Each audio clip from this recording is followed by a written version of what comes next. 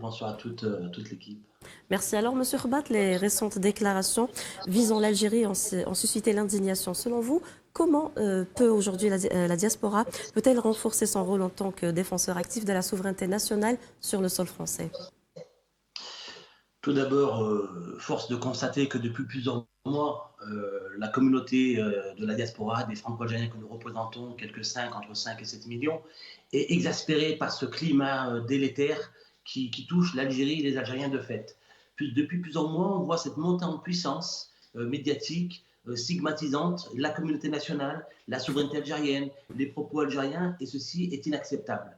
Nous devons ici, en qualité de diaspora, et aussi en tant que finalement que membre de la communauté nationale algérienne, nous devons exprimer notre sentiment finalement de rejet absolu de cette diplomatie suicidaire française qui vient prendre en otage finalement toute une communauté des Franco-Algériens et des Algériens pour des intérêts qui sont des intérêts qui dépassent les intérêts de la France. Et je crois qu'aujourd'hui, nous devons, nous, en tant que diaspora, présente sur le sol français depuis déjà des décennies, représenter un mouvement pour contester ces dérives qui sont stigmatisantes pour les anciens, pour les jeunes générations, et qui sont surtout dangereuses pour la cohésion nationale et dangereuses pour l'unité nationale, car nous le voyons, et je le répète volontairement, c'est de plus en plus, ça monte en puissance, et jusqu'au plus haut niveau de l'État.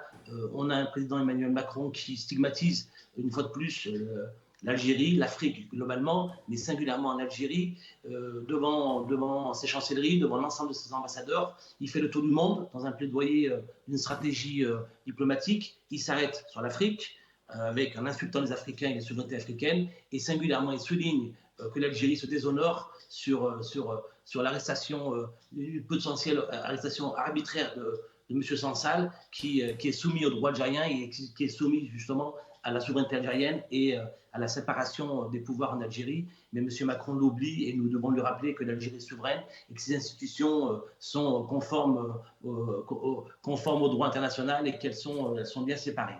Très bien. Monsieur Khabat, pour ce qui est des positions de l'extrême droite, on les connaît tous, c'est clair. Mais par la suite, il y a eu également des déclarations d'officiels à l'image de Retailleau, Barrot, mais ensuite il y a eu Emmanuel Macron. Comment expliquez-vous peut-être aujourd'hui la récurrence des discours visant à stigmatiser que ce soit l'Algérie, mais aussi sa diaspora en France? Ah bah, je pense, on va plus être naïf, il faut se dire les choses clairement. Aujourd'hui, nous sommes arrivés à un point de non-retour dans les appréciations, et on peut qualifier dans ces agendas qui sont bien calculés, bien précis, avec des relais médiatiques puissants sur des chaînes continues comme CNews, pour ne pas la citer, qui encore, il y a 48 heures, 48 heures, stigmatisait le symbole finalement du vivre ensemble et de ce lieu spirituel qui est la grande mosquée de Paris. Donc, il monte en puissance pour des agendas qui sont encore flous, mais qui présagent pour la France une très mauvaise posture.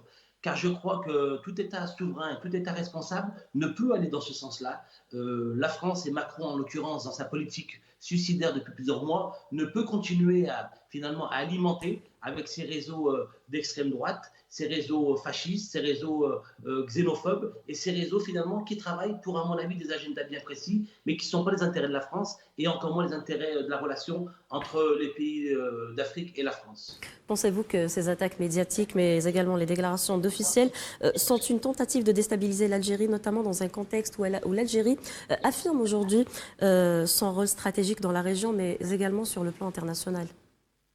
Et bien, sur le plan international, on peut rappeler qu'aujourd'hui, l'Algérie préside le Conseil de sécurité des Nations Unies.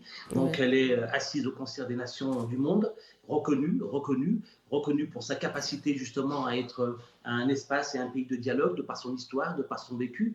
Et je crois que ce décalage qu'on a finalement entre la relation entre la France et l'Algérie dans le monde est complètement discornu. Et je crois qu'aujourd'hui, la France doit prendre conscience que l'Algérie est souveraine. L'Algérie trouve sa voie, la voie de son développement social, économique, politique, dans un continent qui s'appelle l'Afrique, qui est aussi appelé à trouver sa voie par lui-même, finalement. Et c'est peut-être cette période compliquée pour la France, je peux l'admettre, compliquée pour la France, de ne plus avoir cette relation, j'oserais dire, malsaine cette relation France-Afrique qui avait une mainmise finalement sur ces anciennes colonies. Aujourd'hui, le temps a changé, les mutations du monde sont présentes, le monde change et les intérêts des pays changent aussi. Et je crois que la diplomatie française devrait se reprendre, rejouer de cette finesse qu'elle est capable d'avoir quand elle le veut. Et je crois que ce sera meilleur pour tout le monde et surtout pour les bonnes relations et pour le développement, car nous, je le rappelle, nous avons une Méditerranée qui nous lie et quelque part, nous pouvons avoir un avenir commun, construit et positif. Très bien, la diaspora est toujours perçue comme un prolongement de l'Algérie à l'étranger, Monsieur Khabat. D'ailleurs, le président de la République, Al-Majid Tebboune, l'a toujours souligné à travers ses discours et il les a toujours appelés les enfants de l'Algérie. Peut-être, quelles sont les actions concrètes aujourd'hui ou que proposez-vous pour que cette communauté contribue davantage à défendre la politique de l'Algérie face aux discours hostiles? Nous défendons la politique de l'Algérie, naturellement, de par le fait que nous sommes aussi des enfants de ce 1er novembre 54. Nous avons une histoire qui est ancrée dans notre ADN, première, deuxième, troisième, aujourd'hui quatrième génération, les jeunes de maintenant se reconnaissent dans leur pleine histoire de cette Algérie qui a été meurtrie dans son histoire. Et je crois qu'aujourd'hui, plus que jamais, nous devons impérativement être un point de relation positif, constructif en tant qu'Algérien, mais aussi vivant sur le sol français, pour construire cette relation bilatérale, pour apporter des solutions, pour valoriser cette diaspora qui aujourd'hui en France est grimpante de par ses corps constitués en tant qu'avocat, profession libérale, universitaire. Et je crois que cet atout que l'Algérie a, de par ses enfants, qui sont, je le répète, ces enfants du 1er novembre 1954, avec cette roh wataniya, avec cette âme citoyenne, sont un atout pour l'Algérie en premier lieu et aussi pour la France. Donc je crois que le ticket gagnant-gagnant, c'est qu'une diaspora algérienne de 5 à 7 millions en France, prédisposée à travailler pour rapprocher les deux rives, je crois que ça serait beaucoup meilleur pour la diplomatie française et pour la mère patrie, naturellement. Nous sommes prédisposés à toujours être à ses côtés quand elle est attaquée dans sa souveraineté, dans son histoire et dans tout ce qui la touche directement. Très bien. Au moment où l'Algérie prône l'unité et la solidarité nationale, comment la diaspora peut-elle aujourd'hui incarner ses valeurs en France face à tous ces discours de division? Il faut qu'on fasse union nationale. Là, il n'y a pas de débat, surtout quand il s'agit de stigmatisation, de mensonges, de choses qui dépassent les réalités. Je crois que notre conscience politique aujourd'hui en qualité de membre de la diaspora algérienne est suffisamment mature pour pouvoir répondre d'une manière structurelle à travers les associations, à travers les mouvements citoyens, à travers les réactions aussi qu'on peut avoir dans les réseaux, mais des réactions positives, constructives et surtout républicaines. Je crois que ça c'est très important, car ils tentent de nous amener sur des terrains qui ne sont pas les terrains qui sont propres de la diaspora. La diaspora, je me répète, est riche de ses intellectuels, de ses compétences, et je crois que nos réponses doivent être à la hauteur. Et je crois que ces réponses contribuent aujourd'hui à pouvoir finalement rappeler à la diplomatie française que nous sommes bien présents sur le sol français, tout en étant très algériens. Et en même temps, je crois que c'est un signal qu'il faut lancer, mais d'une manière collective.